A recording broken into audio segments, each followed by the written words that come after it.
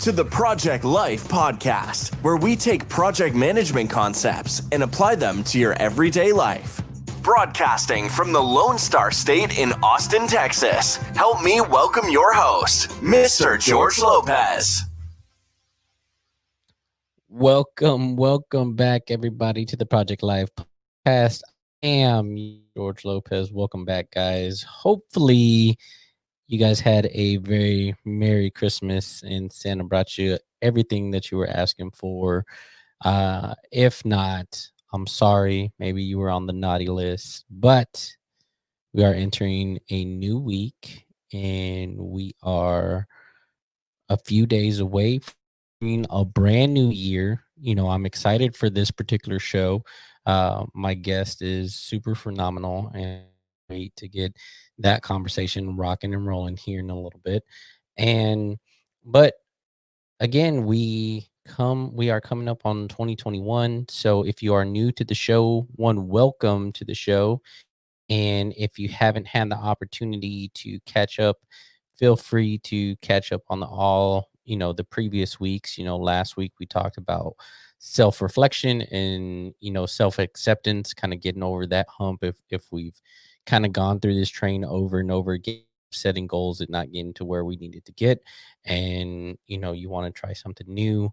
Althena was a great guest last week and we brought her on. And, so definitely go and check out her website, go check out that show on some of her tips on how to really just help find yourself and accept the good and bad as you push into 2021 to help reshape your goals and things of that sort. So make sure to go and check that particular episode out. And this week, New Year's is right around the corner. 2021 is right around the corner.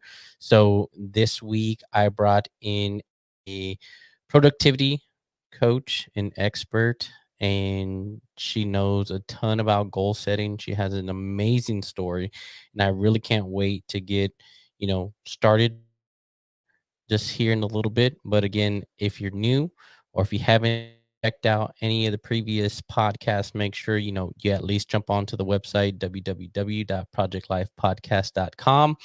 All the content's there. We have the free link from last week's show, that booklet there. And so again, we're entering 2021, guys, and I'm super excited. So let's go ahead and let me just cut to the chase and let's go ahead and bring in this week's guest. I'm really excited for this. We have productivity coach, mindset coach, Tiffany Taylor with us. And again, guys, I've been bringing on different guests and trying to help enlighten you guys and kind of think outside the box. But I'm really excited to have Tiffany on with us as she's going to help just break it down for us on setting goals, as we've been talking about, achieving goals. What are some of the struggles that normal folks like me and you run into, and how we can overcome those goals, or overcome those roadblocks and crush our goals. We're entering 2021, minus COVID, womp, I get it, but it's time to crush our goals. Tiffany's going to help us out. Tiffany, welcome to the show. Thank you so much for having me. I'm excited to be here. Oh, no worries. So Tiffany, let's just start out. Just tell me a little bit about you. I read your bio. You've done a lot, in a short amount of time. Blew up very, very young, got to travel the world. But who is Taylor? Great question. So I have accomplished a lot for my age. It's crazy. I recognized early on that there's a path set out for me in life that society and family pressures you to do. You finish high school, you go to college, you get the good job, and if you're lucky, you'll get 2 weeks of vacation a year, but you probably won't take it because you'll be pressured not to. And then you retire, and then just maybe then you'll have enough money to travel. And I didn't like that. I was like, nope. There's another way. This doesn't make sense. Everyone's telling me this is the way, but I see there's other people out there. I learned the word entrepreneur very young. I remember when that became a vocab word in, 6th grade, and I was the only student that knew how to spell it because my mind was set that I was not going to be like everyone else. I knew there was another way. I saw other people doing the 9-to-5 life. I saw the stress that was brought on to people, and I knew there had to be another way. And my mission from then on was to figure out how to do it. How do I achieve more in less time? And that's kind of where goal setting came into it. I graduated high school at 15. I said, I don't have time to finish high school. I have to be making money right now. That's what I'm going to do. There you go. And then when I got to my job, my first job as a restaurant, I said, wait, there's managers that are making double what I'm making.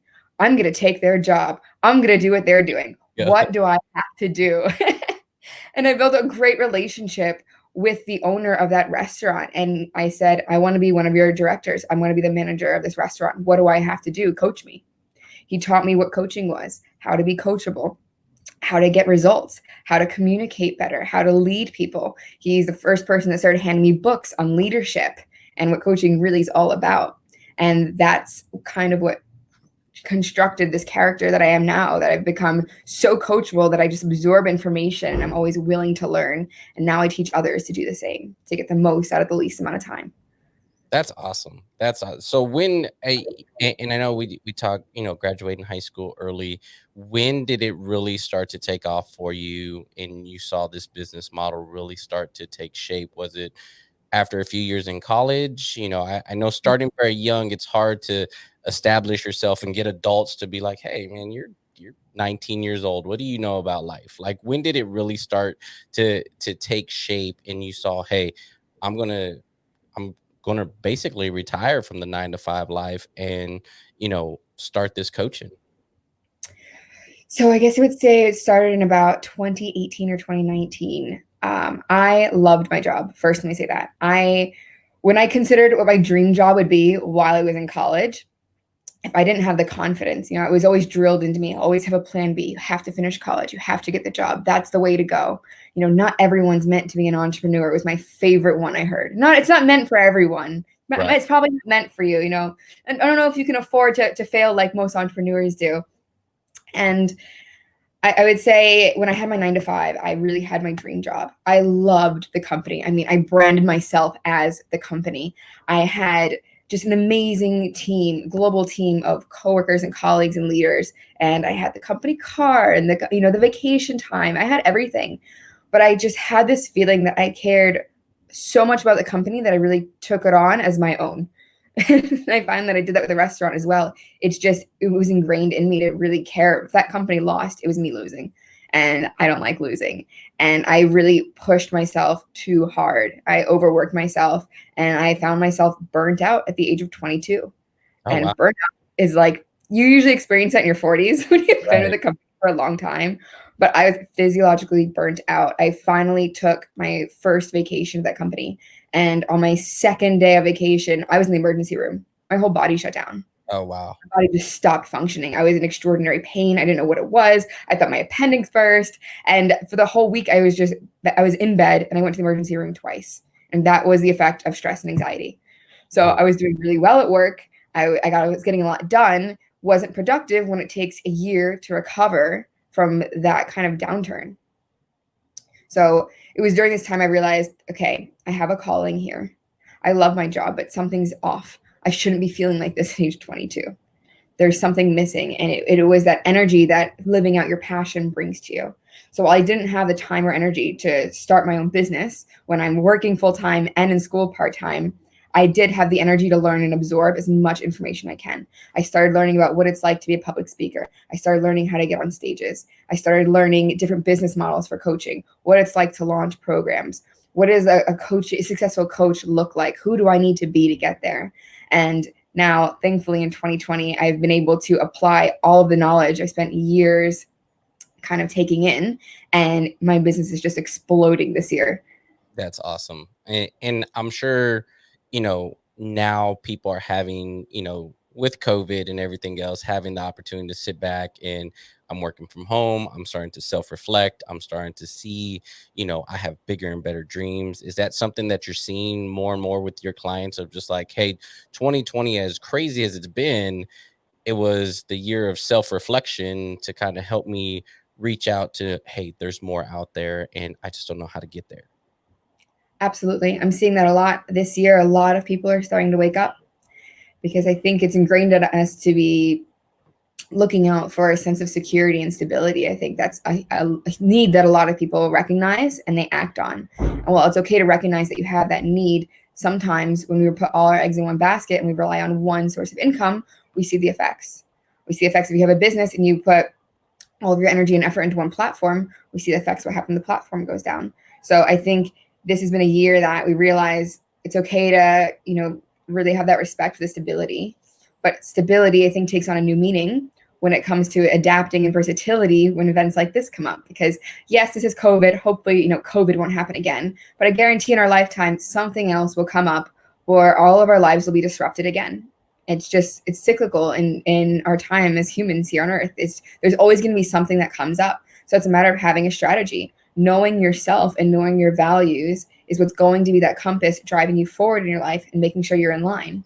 And I think a lot of people learned this year that they've been living out of line with their values, and they didn't realize it because they've been just so distracted and so focused on surviving. They didn't take the time to realize maybe I am out of line with my values. Maybe this isn't what I want to do with my life. So I've definitely seen that a lot. Awesome. And as we get into the nitty gritty on, some of the techniques in which you use to help your clients grow themselves and achieve their goals, and you talk about values, talk me through that process. As we talk on this show quite a bit on, I'm big, I'm a project manager. I plan. I try to, look at every avenue of approach, but I also do that in life. And a lot of us do that in life, but we just don't really realize that on a day to day, we do things like backwards planning. We try to time manage, but it's focused on whatever the daily grind is and not necessarily our goals. So as you talk about understanding what your values are, what are some of the steps that you guide your clients through to kind of understand if they're really aligned with the values that they're looking to achieve, or even to help figure out what that goal is? Well, I find it interesting because I think, we live with ourselves our whole life. We live this crazy mind. But a lot of times I think people are afraid of it, or we just avoid getting to know ourselves. So my thing is get to know yourself and who you are first. And if you don't know your values at the top of your head, there's ways to explore that. Look at who your role models are. If you don't have role models, first of all, we're going to start there. Let's find some role models. Whose lifestyle do you admire? What do you admire about them? I know I really admire authors. I love that they become thought leaders. I love how their legacy transcends their lifetime, and they don't even know the amount of lives they're impacting, because once it's on paper and printed, it just goes and goes and goes. And it's like the ever living gift of giving. I really respected travelers. The idea that you can wake up at whatever time you want, move, book a flight same day and go to any country you want to. I really appreciated that. So I recognized early on, okay, who do I admire? What do I admire about them? What kind of lifestyle do I want to build into? And then what I advise my clients to do is I'll send them a list of maybe 100 or 200 values. Or there's quizzes online. If you're listening to this, the easiest way I would say to figure out your core values, you can just type into Google personal values quiz.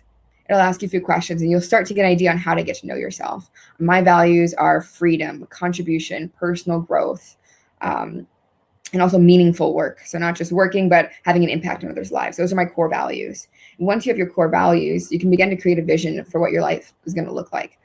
What do you want your life to look like? I think projectizing goals is incredibly important. And I've been drilling down hard on this on social media this month, because this is a time most people are more open to setting new goals and open to that. But I think where most people go wrong is they think short-sighted. What's the goal for this year? You can't start with that question. You have to start with a greater vision and work backwards, just like you do in project management. And the vision should be 10, 20, maybe 30 years out. What kind of legacy do you want to leave? What kind of house do you want to live in? What do you want your friend group to look like? What do you want your bank account to look like? What do you want your living situation? What kind of city do you want? All of these things. What words do you want to be your mantra or inspire you? What do you want your life to look like? Create these images and put it on a vision board. That's the direction you're going. Now that you can have vision for it, that's when you look at this year. What can I do this year to get me on track for that life? What do I need to do this year? And that's when you can start to create goals and kind of decide where you want to go from there. That's awesome. That's awesome. And guys, I've been saying it just in a different light. And again, that's part of the show of let's shed different lights on really saying a lot of the same things, so that it can apply and resonate with different people. You guys may hear me talk about it in understanding your goal, defining your goal, right? I always use project management terms like defining your scope and breaking it down on what the goal is long term, and then working your way backwards and looking at, at your bio, one of those things is time management. For you, how important is time management and planning when it comes to actually wanting to achieve a goal? It's incredibly important because time is energy. And where your focus and attention goes, the energy is going to flow. It's incredibly important. I found recently, and this is something I'm about to go, hear me now, 2021, I'm redefining the word productivity because it Uh-oh. really frustrates me that this word is thrown around like nobody's business. And if you look up the definition of productivity, it's extremely outdated. It goes back to the idea of manufacturing times, which isn't applicable to everyday life. I hear people saying they're productive every day, and they're productive if they clean the house. They're productive if they got this done or that done. But I don't believe anyone should be using the word productivity if they don't have a goal. Without a goal, if you're getting stuff done, you're effective. Sure, you're busy, you got stuff done, but being productive means you're getting the right things done that are working towards a goal. And you're only going to do that with time management. So if you don't have goals, you're not being productive, you're being busy, you're getting things done. The whole idea of productivity and increasing it is how much work you're putting in towards a goal and how can you put in less work and get more out of it. That's the whole idea behind productivity. So if you don't have a goal, you're just being busy. It's great to get stuff done, but let's be honest with ourselves and others on what productivity actually is. And when it comes to time management, it's a matter of prioritizing. Once you do have that goal that you're working towards now, you have, I'm sure, 50 ways to get there, maybe even more. But what way are you going to get the most out of with the least amount of energy and effort? The whole idea is optimizing your energy. If you can work 40 hours a week and get to your goal, you're getting things done. If you can get the same output, putting 20 hours or 10 hours in, now you're increasing productivity.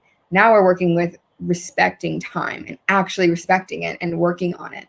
And I think the whole thing behind time management as well is giving yourself less hours than we think we have. A lot of people think with time management is just getting a lot done. And this is where I start to see people doing sprints towards their goals. This is where I see people start to deprioritize sleep. Maybe instead of 8 hours, now they're getting 6.5 hours. This is when I see people realizing that I can get an extra 5 hours out of my week if I don't exercise. So now we're taking that away. Now we're taking healthy meals out and now we're replacing it with processed foods. This is not being productive. This is stealing from your future. This is unsustainable growth. And this is the surefire way to reach burnout and crash.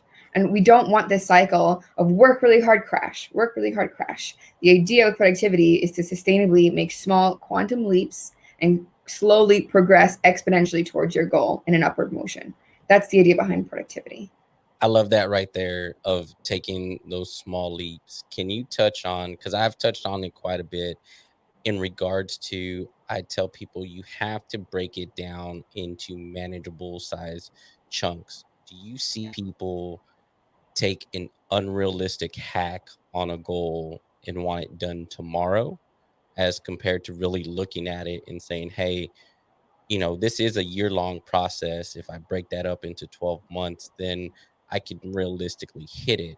Is that something you see a lot of within the clients that you work with, at least on that first consultation? It's like the big goals, it will be done tomorrow, and then it's not. We all know it's not. Yeah, I think you definitely have to be reasonable in setting goals. But I also say this, which is non-traditional, if someone else has done it, you can do it. But your big goals have to match your big effort. And that's where a lot of people aren't willing to put time in. You have a big goal next year, that's great. What are you going to sacrifice? Because it's going to take sacrifice. What areas of your life are you willing to sacrifice? How are you going? That's when it becomes even more important to be a better steward of your time. You want to break $1 million next year? That's great. It's what sacrifices are you willing to make? You can do it. I will never be the person says you can't do it. But what are you going to do to make sure you get there? How are you going to future-proof your goals? How are you going to be a good steward of your time? How are you going to make sure you don't crash? It's not just about setting the goals. Setting goals is great, but that's not the last step. The last step is creating a strategy and a plan to make sure that you don't give up on those goals. And I actually just released a free workbook on goal setting because I've been getting so many questions about this. I've been talking on lives almost every day about it now. And, the first step is understanding your values, then creating the vision. The last step is not writing the goals. The last step is creating a strategy behind that. And this is when you start to ask questions. Why is this my goal? Is this goal related to my greater vision? What challenges are going to come up when I'm racing towards this goal? What's going to get in the way? What do I know for a fact is going to distract me? What am I going to do when these things come up? How am I going to respond? And another good question to ask is, what needs to happen for me to give up on this goal? I will only give up on this goal if blank circumstance. And just having that written down to look back on throughout the year is incredibly important. At least twice a month to be looking back on that. Hold on. So I tend to say this a lot, but would you agree that putting pen to paper is pretty important when it comes to goal setting and achieving your goals? I wouldn't say it's important. I would say it's absolutely necessary. It's 100% necessary. You have to do it. There is a magic that comes. There's a magic with the spoken word, and there's a magic with the written word. Needs to be written. Absolutely. I preach it in pretty much every episode, and on comments and reviews, it's like all I hear is pen to paper, and write it down. Pen to paper, write it down. And it's true, because I know we all learn differently, and that's one of my big things that I can say it all day, but as I watch myself write it, or if I have the ability to go back and look at it, it speaks more volumes. Or we get so busy that we forget, but there it is, kind of etched in stone on whatever book or journal that you have, to go back and reflect on it. And you hit a lot of the great points that I have episodes on this show that we talk about, I use project management terms in regards to risk management, and that's all really about analyzing the risk of, your goal, to kind of outline some of the bumps along the road, just so you can mentally prepare yourself that, hey, this may be a road bump. Again, I can't predict the future, but losing weight, there may be an issue with getting hurt. There's a possibility of injury. How do I plan for that? Because it's going to affect the timeline. It's going to affect everything that I do. Because if I hurt myself, then I won't be able to go to the gym. I won't be able to do, X, Y, Z. And man, it's great to help, reiterate some of the things that we've already said. And again, helping people think outside the box, which kind of leads me down my next road, is the mindset that people, have, or, maybe don't have, going into scary goals. Yeah. How do you prepare clients, or what advice do you give in regards to setting the mindset as you enter a new and maybe scary goal for somebody? Two things here. First being belief. If you set a goal and you don't believe 100% that you can achieve it, don't set the goal. Just don't do it. If you don't believe it's possible, it won't be. So it's okay to set big goals, but now you need to find a way to make it actually possible and believe in it. Say your goal is to make $1 million next year, and that feels nuts. That feels impossible. You need to show yourself what is the way to do that. So break it down. How much money do you need to make a month? Okay, how many products do you need to sell at what price, or how many clients do you need to get? Find a way to make it work, break it down, convince yourself you're capable of doing it, find other people who have done it, introduce yourself to other people who have done it, interview people who have done it, make it actually possible, and believe, I have the capability to do this. Once you have the capability to do it, you need to add some emotion. And this is when it comes to law of attraction, when it comes to NLP, when it comes to absolutely anything. It's great to have the goals, but you need to put yourself in the shoes of yourself, of your future self who's already achieved those goals, and feel those emotions. What does it feel like to look at your bank account and see that $1 million? What does it feel like when you go to the car dealership and you can pick any car you want and not worry about the price tag? What does that feel like? You have to put yourself into the shoes. And I'm a big fan of actually going and doing it. Go to the car dealership tomorrow. Find a car that you want, but maybe you can't afford it at this moment. You know you'll be able to afford it at the end of the next year because that's your goal. Go test drive it.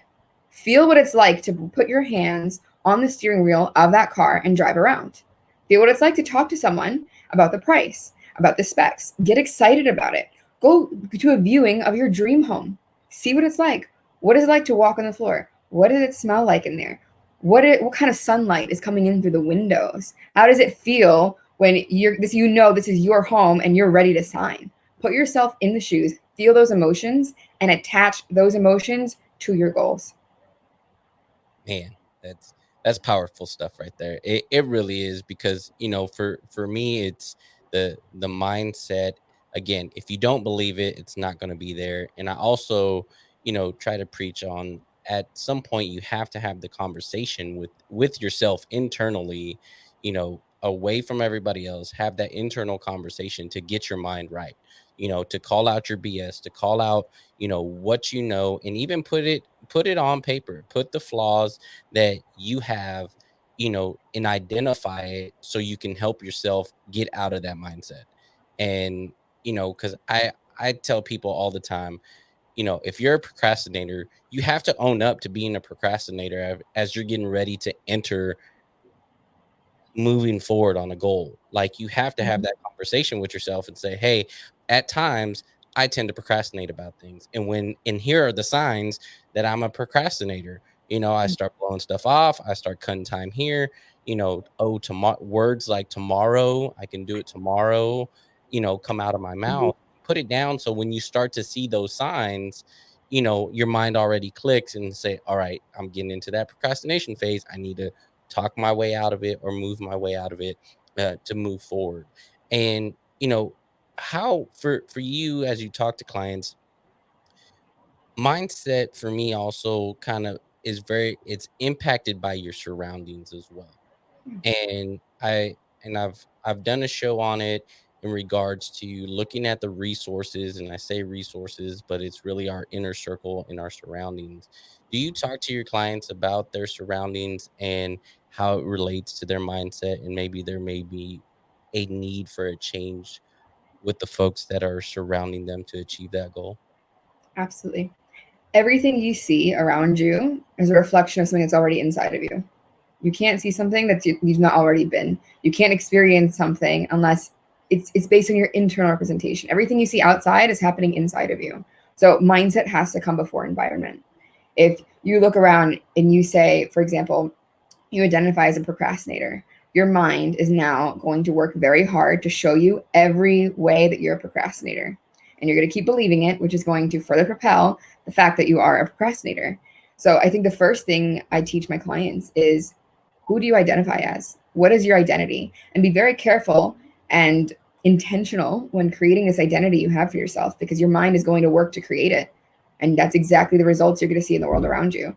So if you say, I'm not a procrastinator, I have a procrastination behavior, but I'm getting better at working on that, you'll start to see progress without any other effort, just by saying, I'm not a procrastinator. Because the second you say, I'm not a procrastinator, your mind's going to look for all the ways you're not a procrastinator. And you're going to start to see that behavior start to slip and go away now. That's part of it. When it comes to creating an environment around you, again, intention. Is this serving me? Is this something I want to take along my journey this year? Is this in line with my goals? And I'm saying that in relation to people you hang out with. I'm saying that in relation to job and coworkers and your living environment. Are these things I want to take with me on the ride to the future? I mean, even down to belongings. I'm personally a minimalist, and I'm definitely an advocate for minimalism. Is this something I want to take with me in my future? Is this serving me? Is this serving my goals? These are all really important questions to ask yourself. No, that's big. Now, as we get into 2021, what advice would you give our listeners, I guess, to stay away from? And there's so much on social media. There's so many gurus out there. There's so many ways or distractions out there, that kind of give a false sense of hope in some aspects of, you could be rich tomorrow, and take my program, and things of that sort. As we roll into 2021, and folks are really looking at themselves, what are some of the things that people should stray away from if they really want to achieve their goals in 2021? Well, you mentioned a great word here, distraction. And this is a bit on a tangent, but I'm going to go into it for a second. When it comes to distractions, I think it's really important people understand what distraction actually is. A lot of times people think distraction is external. Distraction is, oh, my phone's distracting me, or the TV's distracting me, or this person's distracting me. But really, distraction's internal. Distraction is the need to escape something that's going on right now in your life or in your mind, something that your mind is trying to escape from. Now, we can blame the phone, but really your mind was looking for a way to escape. And that phone is just a vehicle, and you can replace it with anything, absolutely anything that you call a distraction. So lean into your mind and say, what am I trying to escape right now? And a good way to do this, for example, if you're driving and you get to a red light, if your impulse is to pick up your phone and check it, your mind is trying to avoid a thought right now. Ask yourself, what am I avoiding thinking about right now? If you want to cure distraction, cure it at the root. You can take everything away, but the reality is there's 1,000,001 vehicles for distraction. Start with the internal side to get rid of it. That's the first thing I'll say. Staying away from. Number one thing to give up, alcohol. Alcohol has no purpose.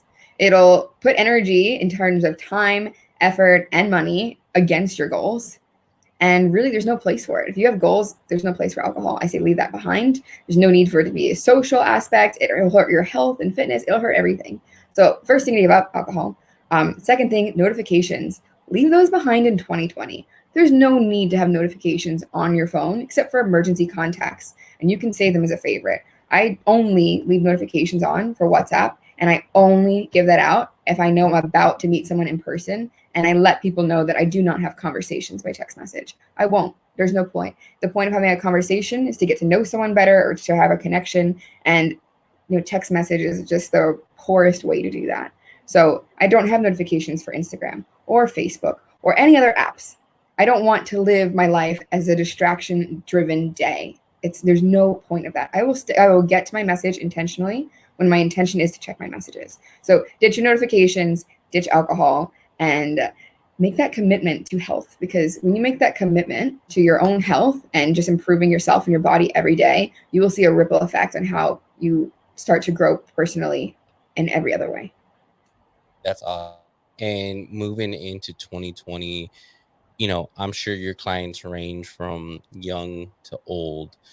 Let's start on the young side of the younger audience. What advice would you give someone, in their early teens, early 20s, in regards to, hey, I'm figuring out that there are bigger and better things out there, than what the norm is, what my parents told me. What advice would you give them to push forward in their goals at an early age? And then we can talk about, those that are realizing, hey, I'm 45 and I need to get my stuff together. For the younger audience, I love younger audiences. Don't fool yourself into thinking that you don't care what other people think. And don't think that it's normal to not care what other people think. That's the first advice I give. You're going to care what other people think. Don't listen to what anyone else tells you. There's other people out there who say they don't care. They're lying to themselves. It is in our nature to care what other people think. But here's the thing. What matters is whose opinion you care about. You decide how to weight other people's opinions.